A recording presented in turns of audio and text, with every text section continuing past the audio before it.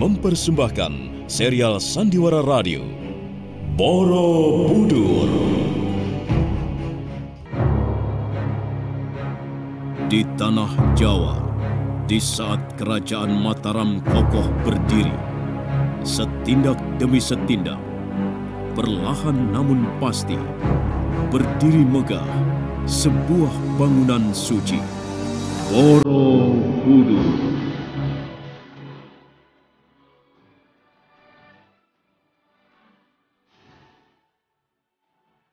Diangkat dalam serial Sandiwara Radio dalam kisah Asmara Gunadarma. Naskah karya Edi Dosa, ide cerita M. Satria Pinandita. Para pelaku, Petrus Urspon sebagai Gunadarma, Edi Dosa sebagai Rakai Pikatan, Edos sebagai Ki Unggul, Lis Mardiana sebagai Biung Sino, dibantu oleh Idris Apandi, Elsa Surya, Pri Panggi, Elias Giber, dan sederet bintang sandiwara radio lainnya. Pengantar cerita, Asdi Suhastra. Sutradara, Edi Dosa.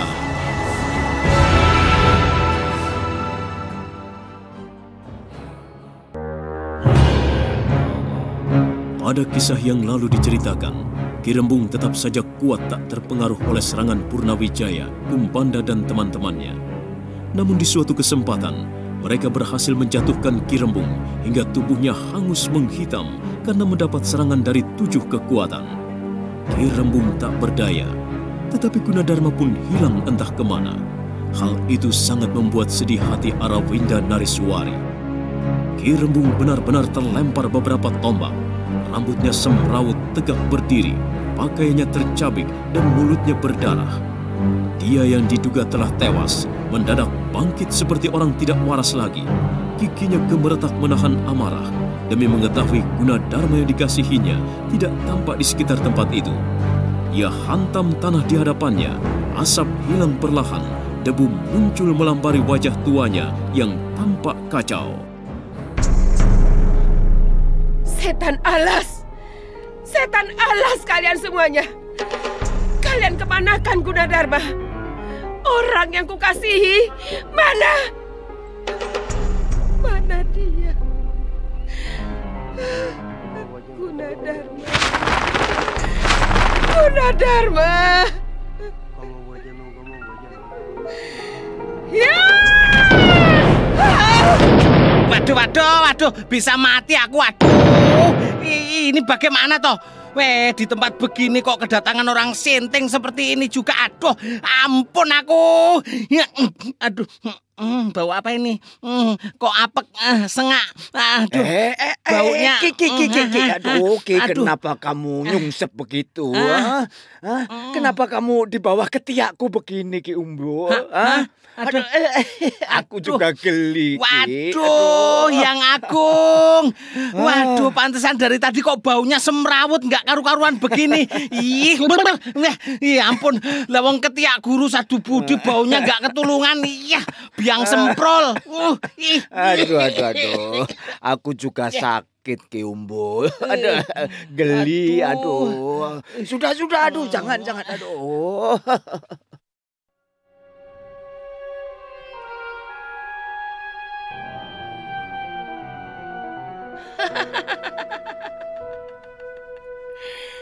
Boleh. Tidak usah Gunadarma. Biar Ki Gundul itu pun tidak apa. Halus kepalanya membuatku tertarik. Oh, tadi ku dengar kalian tertawa terbahak ketika aku terkena hantaman kalian. Kalian pikir aku sudah dikalahkan? Ya. Jangan mimpi, aku masih utuh, belum apa-apa. Aku belum kalah. Aku tidak semudah itu untuk dikalahkan. Bodoh. Gundul berjubah, ayo tunjukkan kelebihanmu. Ayo, aku ingin tahu. Ayo. Kalian jangan terpancing oleh kemauannya, ya. Biarkan dia bicara tidak karuan seperti itu. Lalu apa yang mesti kita lakukan? Tetap saja seperti tadi. Begitu dia melayang turun dan kakinya menginjak tanah, serbu lagi seperti tadi. Hantam dia dan jangan ragu-ragu. Hei, turun kamu monyet jelek, monyet rusak, turun. Sembarangan kamu. Kalau kamu katakan monyet rusak, lalu apa julukan yang tepat untukmu, ha? Monyet gundul, mbahnya berantakan, ya. Ayo, bersiaplah. Ya! Mantap!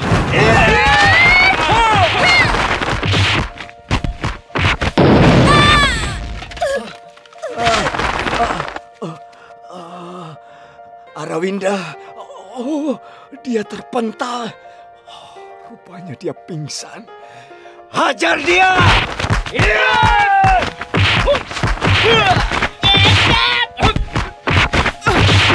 Aduh, dadaku.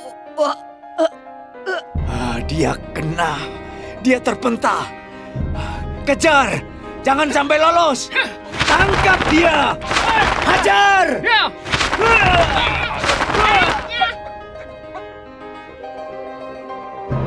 Ki Rembung terpental mendapat serangan dadakan, sementara Arawinda Nariswari masih tergeletak pingsan.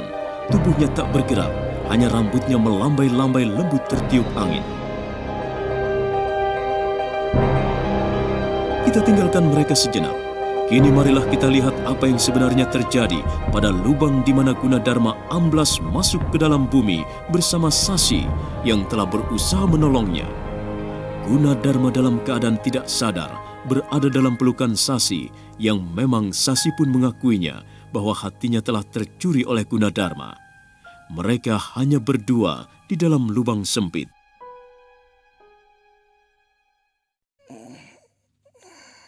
Kenapa aku? Di mana aku? Siapa kamu? Tenang, Tuan. Perkenalkan, saya Sasi. Tapi, kenapa aku ada di pelukanmu? Dalam pertarungan, 7 orang musuh kelihatannya ingin memusnahkan Tuan. Oh iya. Sesungguhnya saya ingin banyak bertanya kepada Tuan tentang bangunan vihara yang maha hebat ini. Saya sangat kagum. Maka untuk itu, saya rasa hanya Tuanlah yang bisa saya selamatkan. Karena jika tidak salah, Tuanlah pembuat vihara yang sangat megah ini. Benarkah begitu? Aku bingung. Tadi aku bersama Kumbanda, Ki Rembung, lalu Purnawijaya. Tapi, mengapa aku ada di sini? Terimalah salam hormat dari guru saya, Tuan. Seandainya beliau tahu bahwa perancang vihara yang megah ini adalah Tuan, seorang anak muda, saya rasa beliau akan berupaya untuk menjodohkan Tuan dengan saya. Apa? Tidak, maaf. Kenapa saya jadi berhayal yang tidak-tidak? Maaf. Siapa kamu? Di negeri saya, orang yang pandai seperti Tuan akan banyak dipuja oleh para wanita. Saya tanya siapa kamu? Dan kenapa kamu tiba-tiba berada di sini bersamaku? Apakah kamu penjelmaan penghuni di sini? Ataukah kamu sudah setengah gila? Tuan. Kenapa aku dipertemukan dengan wanita ini? Aku akui, dia memang sangat cantik. Tetapi bicaraku tidak pernah nyambung. Sebaiknya ku ajak dia keluar dari lubang sempit ini. Oh ya, mari kita keluar dari sini. Baik. Jangan peluk aku begini. Lepaskan. Lepaskan. Kakang Gunadarma.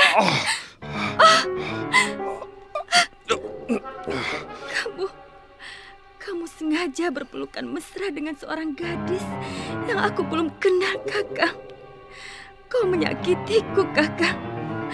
Kau sengaja, Kakang. Kakang! Arawinda! Tunggu, Tuan. Tubuhku kembali kepada perempuan ini. Aku limbung. tidak mampu untuk berdiri. Tubuhmu belum cukup kuat, Tuan. Tenanglah, saya akan memapah Tuan. Tidak keberatan, bukan? Baiklah. Kakang Gunadarma tersenyum kepadanya. Semakin panas saja hatiku kalau begini.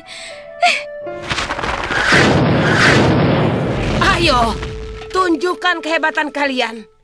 Mana kekuatan kanuragan kalian? Hah? Mana kelebihan kalian?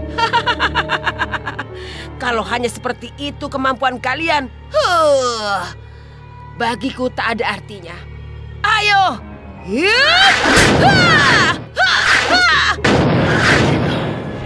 Ki Rembung justru semakin hebat. Dia bisa seringan burung. Tubuhnya enteng sekali. Dia hinggap di pelepah kelapa yang paling ujung. Sungguh pemandangan yang sangat mengagumkan. Dan semenjak aku malang melintang di dunia olah kanuragan, aku baru sekali ini melihat kehebatan ilmu seperti ini. Sebelumnya tidak pernah kutemui orang yang mampu melakukannya. Tapi ini, Ki Rembung justru mempesona. Ayo! Ayo! Mana kalian semuanya?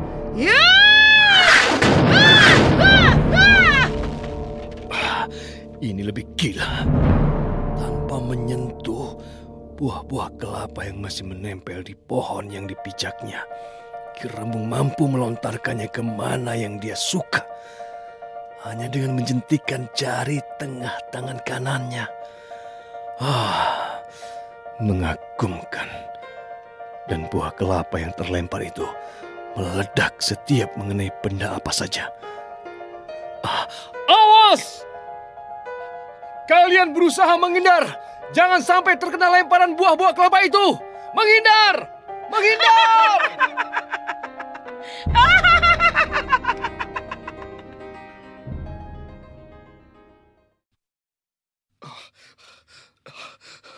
Arawinda, kau tidak apa-apa? Kau tidak apa-apa? Kakang. Siapa dia? Aku tahu. Nada pertanyaannya menunjukkan kecemburuan yang amat sangat. Mungkin wanita ini adalah kekasih Tuan Guna. Biarlah mereka saling berangkulan. Perempuan ini lucu dengan wajah kotor dan rambut acak-acakan. Tidak karuan. Ya, dia cemburu.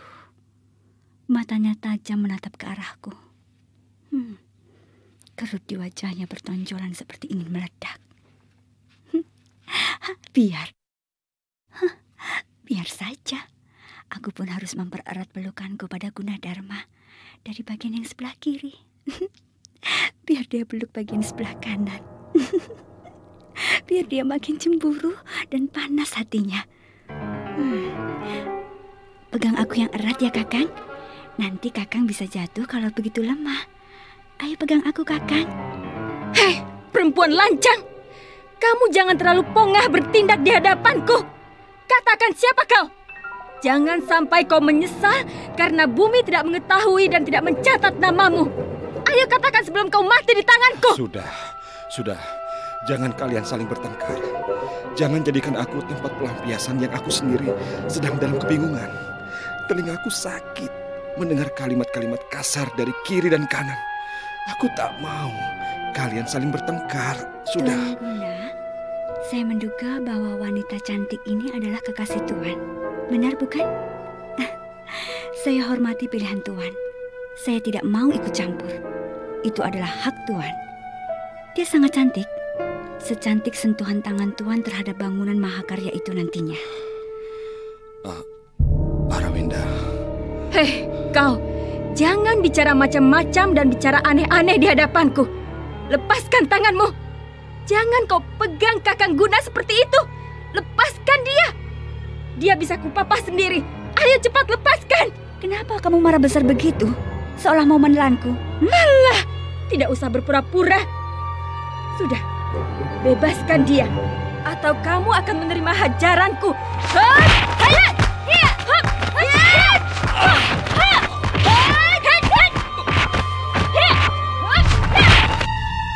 Gunadarma yang masih lemah terjatuh. Dia terlepas dari pegangan kedua perempuan yang saling adu kekuatan. Gunadarma ngeglosor di tanah seperti setumpuk daun. Dia tak berdaya. Kedua wanita dari negeri seberang itu saling hantam dengan kanuragan sempurna. Demikian memukau sebab gerakan keduanya tak beda bagai dua penari yang menyuguhkan gerak tari penuh keindahan. Hei, kamu! Jadi tujuanmu datang kemari karena sengaja ingin merusak hubunganku dengan Kakang Gunadarma, iya? Apakah selain dia tidak ada lagi laki-laki lain? Mengapa kau menginginkannya? Padahal kau sudah tahu bahwa aku adalah kekasihnya. Dari mana aku tahu? Bertemu pun baru kali ini. Dan lagi, tidak benar jika aku datang kemari sengaja ingin merusak hubungan kalian. Untuk apa? Tidak ada gunanya, bukan? Pandai sekali kamu bersilat lidah. Aku sungguh tidak mengerti. Tidak tahu sama sekali seperti apa Gunadarma. Apalagi tentang kekasihnya. Tetapi jelas-jelas tingkahmu membuatku sakit hati. Aku cemburu denganmu. Jika mengenai hal itu, jangan libatkan aku. Sebab kecemburuan seseorang itu tergantung pada hati masing-masing. Tergantung pada diri kita. Seandainya kita tidak cemburu, ya tidak mungkin hati kita akan dibakar api kecemburuan. Pandai bicara. Mana mungkin perempuan seperti kita masih hidup tapi tidak cemburu. Jika melihat kekasihnya dipeluk mesra seperti tadi olehmu, mana mungkin? Kamu pandai bicara. Ya!